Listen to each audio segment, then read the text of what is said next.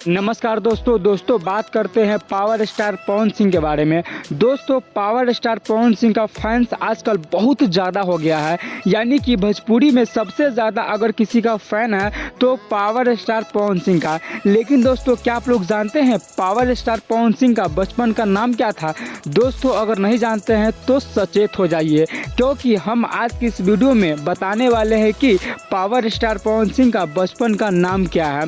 दोस्तों आप लोग हमको बहुत कमेंट कर रहे थे कि आप पता करके बताइएगा कि पावर स्टार पवन सिंह का बचपन का नाम क्या था। दोस्तों तो हमने रिसर्च करना स्टार्ट कर दिया, और दोस्तों जैसे ही रिसर्च करना शुरू किया था तब मुझे एक वीडियो दिखा, जिस वीडियो में निरहुआ एक इंटरव्यू में बता रहे थे कि पावर स्टार पवन सिंह का बचपन का नाम क्या है, पावर स्टार पवन सिंह बचपन में दिखते कैसे थे।